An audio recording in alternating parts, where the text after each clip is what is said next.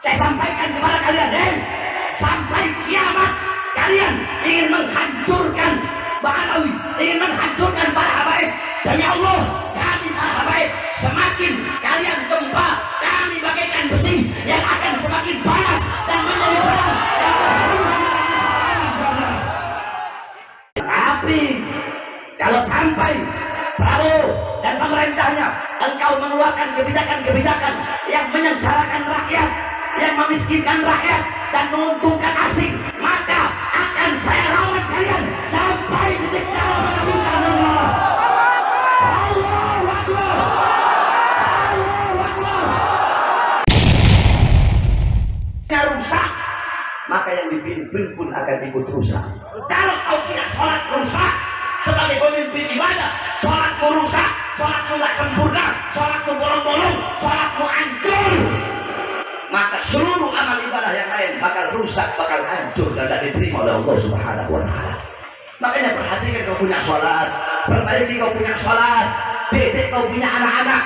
Saudara-saudara, ini sekarang akhir zaman, fitnah di mana-mana, kerusakan di mana-mana. Orang-orang tidak lagi mengenal Allah, tidak lagi mengenal Rasulullah, tidak lagi mengenal Islam. Anak-anak kita, anak-anak kalian, anak-anak kita buta agama, buta Islam, buta Quran, buta iman, tidak kenal Allah, tidak kenal Rasulullah. Anak-anak kita melacur, anak-anak kita mabuk, anak-anak kita judi, anak-anak kita narkoba, bahkan judi online.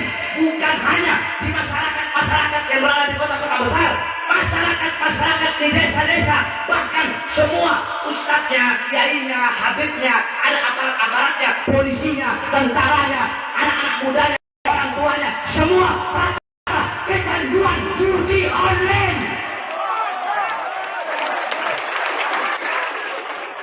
Heran saya, bahas judi online, bahas pacar laut di Tangerang sana, betul? Betul. Yang dibahas masa perlu nggak capek. Makanya saya udah nggak mau ngelayanin dia. Kenapa nggak mau? Iya, terlalu mahal kauman singa untuk meladeni gonggongan para anjing. Saudara-saudara, kalian tahu? Saya datang kemari bawa anak saya Ali yang di sini, umur 6 tahun. Saya bawa Alia, Gajira. Mereka lagi libur sekolah. Saya dengar kemarin katanya, Beb, ada yang nolak. Saya datang bawa anak-anak saya untuk membuktikan bahwasanya saya tidak bisa diancam oleh siapapun. Buktinya apa? Mau diancam, mau turun ke jalan, saya bawa anak-anak saya. Apakah terlihat wajah saya seperti wajah orang yang ketakutan? Terlihat seperti wajah yang terkena ancaman? Nah, justru saya sampaikan kepada mereka, saya tunjukkan kepada mereka bahwa saya bawa anak-anak saya anggap ancaman mereka sebagai hiburan untuk anak-anak saya berlibur.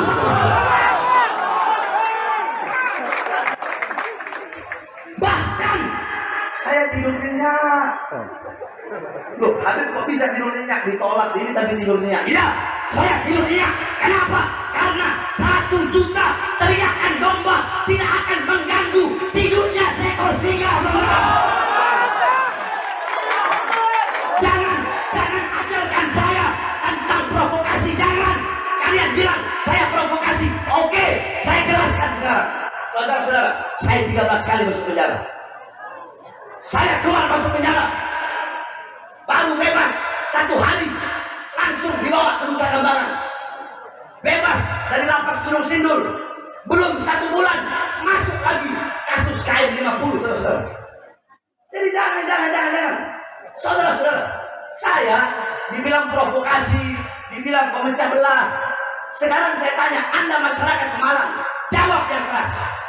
Saya bebas dari lapas Gunung Sindur itu siang tahun 2021. Kalian dengar? 2021 saya bebas. Siang saya keluar, malamnya ngumpul semua. Habaib, kiai-kiai, ustaz-ustaz, umat ngumpul, nyambut saya. Saya bilang dalam hati, ini kalau saya ceramah, pasti saya ditahan. Tapi gak apa-apa, ada risiko perjuangan. Saya ceramah. Nah, pertanyaannya, apa isi ceramah saya yang membuat saya ditahan lagi? Kan itu pertanyaannya. Apa isi ceramah saya yang dibilang provokasi, yang dibilang meresahkan. Pertanyaannya, isi ceramahnya apa? Kan itu. Mau tahu? Ibu-ibu mau tahu nggak? Mau tahu? Waktu itu saya ceramah, saya bilang, Jokowi, Presiden, Panglima TNI, Kapolri, pejabat, aparat. Waktu itu musim corona, saya bilang, rakyat kalian kurung dalam rumah, tapi tidak kalian kasih makan, tidak kalian berikan kebutuhan pokoknya.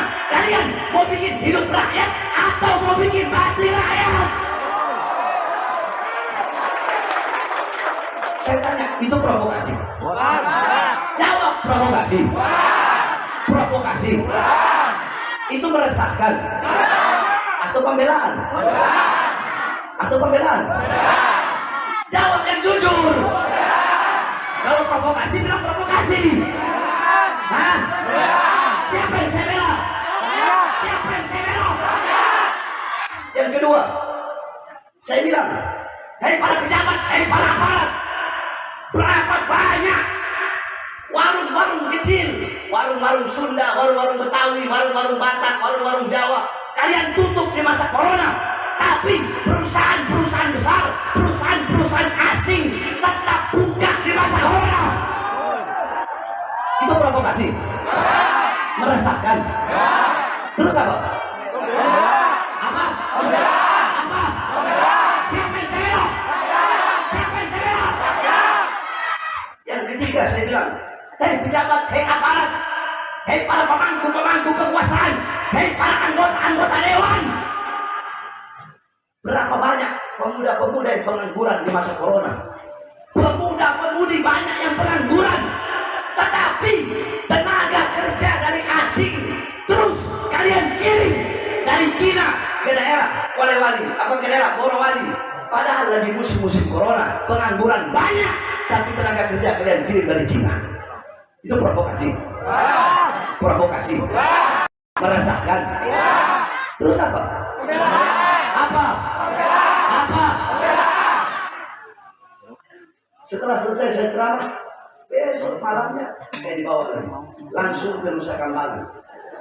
Tangan saya di borgol, borgol tangan, borgol perut, dari borgol tangan nyambung ke perut, dari borgol perut nyambung ke kaki. Kenapa? Ya karena ceramah saya tadi yang membela bangsa dan rakyat. Yang saya bela rakyat, yang saya bela masyarakat, masyarakat yang susah, masyarakat yang kelaparan, masyarakat yang dibohongi oleh para penguasa-penguasa bejat, penguasa-penguasa biadab, masyarakat-masyarakat yang kelaparan, masyarakat yang diberikan janji-janji palsu. Yang saya bela masyarakat rakyat yang susah, yang kelaparan, yang menderita.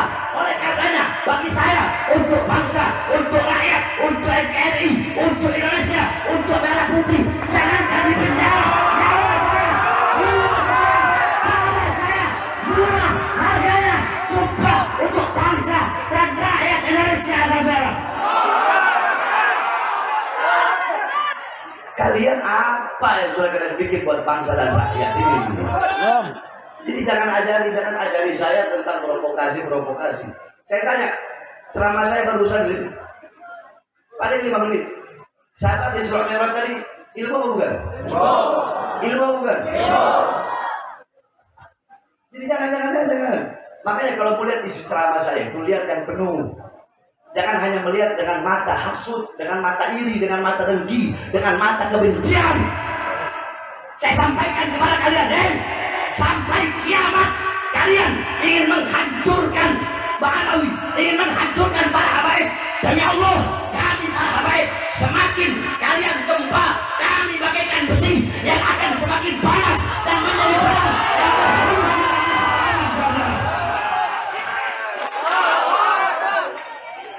Jadi jangan. Saya ceramah bela rakyat. Betul. Tanggal 20 Oktober, pas pelantikan Prabowo, saya ceramah di Lampung, saudara-saudara. Banyak yang ngomong begini, Habib Bahar, kalau Prabowo udah jadi presiden, bakal keok, bakal takut, nggak berani lagi kritik pemerintah. Banyak yang ngomong. 20 Oktober, pas pelantikan Prabowo, apa yang saya bilang? Hei Prabowo, Jikalau engkau mengeluarkan kebijakan-kebijakan yang menguntungkan rakyat, yang membahagiakan rakyat, kami rakyat akan dukung penuh 1000%. Betul? Kalau Prabowo kabinetnya, pemerintahannya pro kepada rakyat, pro apa tidak?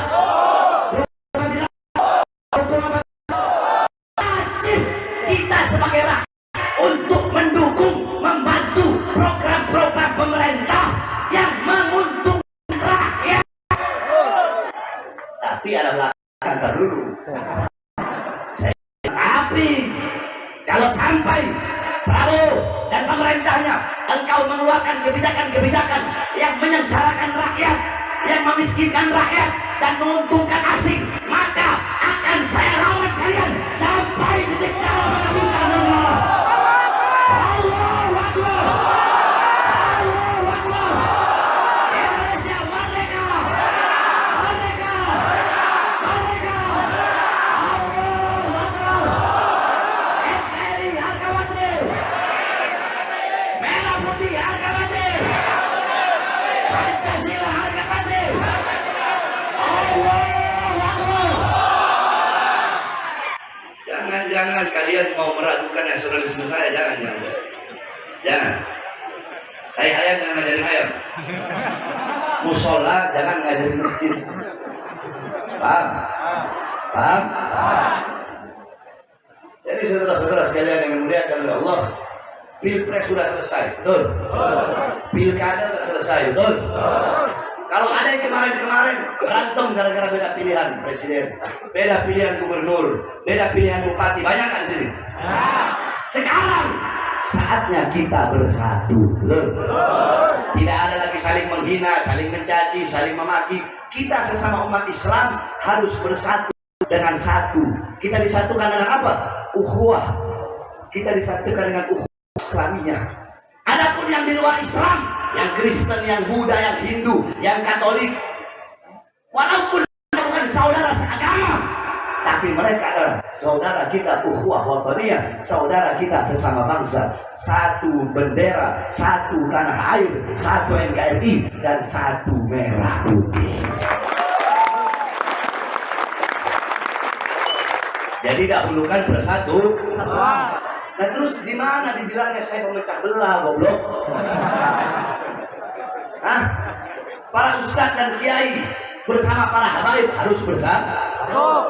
Hanya orang bodoh yang terpengaruh dengan gonggongan anjing yang ingin memisahkan para habaib dengan para kiai. Kalau orang-orang yang pinter, ya, orang-orang yang pinter, mereka tidak akan terpengaruh dengan hal seperti itu. Makanya saya tidak mau bahas, sekali lagi, saya tidak mau bahas. Kenapa? Karena walau bagaimanapun mereka adalah umat Nabi Muhammad SAW. Mereka umat Nabi Muhammad. Para ulama, para ustadz, para kiai sebagai pewaris keilmuan Nabi Muhammad. Para habaib sebagai pewaris darah daging Nabi Muhammad harus bersatu untuk sama-sama mengayomi umat, bukan untuk membuat perpecah belahan antara umat saudara. Jadi kalau tanya Bet, gimana Bet tentang begal nasab? Kasihan, mereka umat Nabi harus dikasihani. Mudah-mudahan Allah berikan hidayah. Mudah-mudahan Allah berikan petunjuk. Tapi ingat saudara-saudara, saya sampaikan, musuh tidak aku cari, musuh datang haram bahaya musuh terakhir saudara. Dan terakhir sebelum saya tutup, saya berterima kasih kepada Kiai Hasan, Kiai Muhammad, ya, berkat beliau alhamdulillah saya bisa hadir di sini. Saya udah lama nggak ke Malang. Terakhir saya ke Malang 2010, udah lama. Saya terakhir itu udah daerah Tegal, Brebes, Pekalongan, Seragen, sering saya. Cuma dulu. Sekarang udah setiap ada ceramah-ceramah. Terus ini anak-anak gitu apa? Gerakan Pemuda Ka'bah. Waktu saya ceramah di Temanggung dulu perang awal. Semua pakai motor eking, motor awal ya. Saya masih ingat. 2016 ya. Ka'bah